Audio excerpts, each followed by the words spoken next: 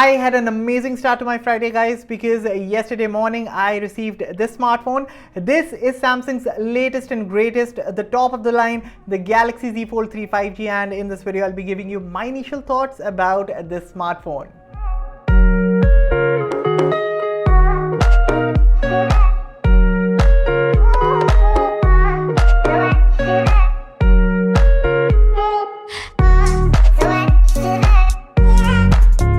Hello beautiful people, Aman here for Mr. Phone, and before we start, motivate us by hitting the like button, subscribe if you haven't already, and turn on the bell so that you don't miss any of our latest videos.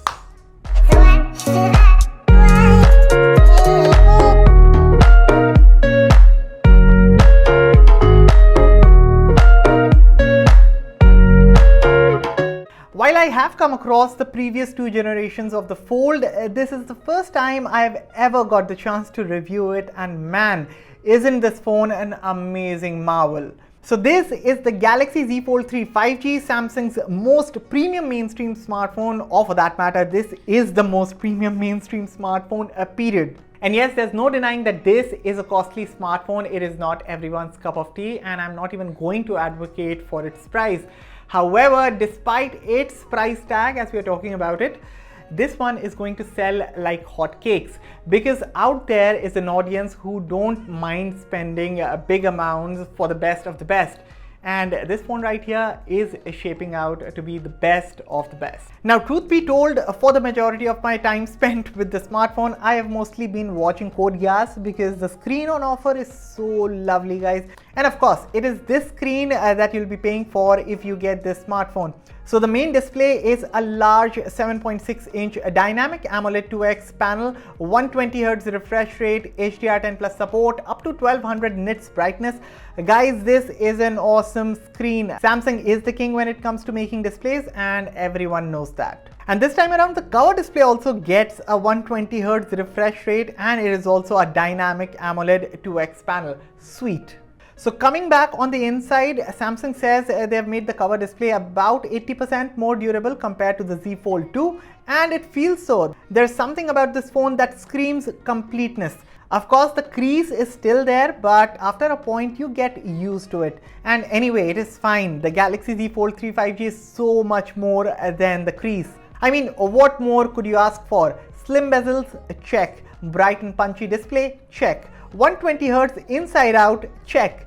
Under display camera, yes, this is the first foldable to feature an under display camera, and more on this in a bit. But besides, it is the phone's frame which is sleek when unfolded, and it feels solid. Apart from that, the hideaway hinge has been refined, and basically this phone feels more like a single device, if you're getting me, and not like you're using two different displays. That's the level of refinement.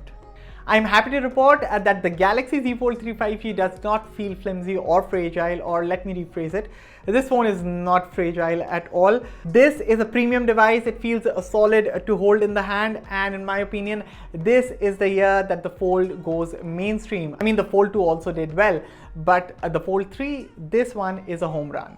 Okay, other features include a Snapdragon 888 chip under the hood, 12GB of RAM, up to 512GB storage, IPX8 water resistance. Again, this is the first water resistant foldable smartphone. Then there are stereo speakers as well. There's S Pen support, that is the new S Pens Samsung announced for the Fold, which are sold separately, and One UI 3.1.1 atop Android 11. Now, One UI is of course the soul of this device, and the Z Fold3 5G gets its own special treatment when it comes to the software. Of course, if you've used One UI in the past, you'll feel right at home, but it is the special features, the additions, the tweaks that Samsung has made in One UI for these foldable smartphones that the software experience feels much better and refined, to say, compared against One UI on an S21 Ultra, if you understand what I mean. For now, I have already started using the pinned taskbar, and I'm enjoying using flex mode a lot, and these are some of the features that are there on the Galaxy Z Fold3 5G,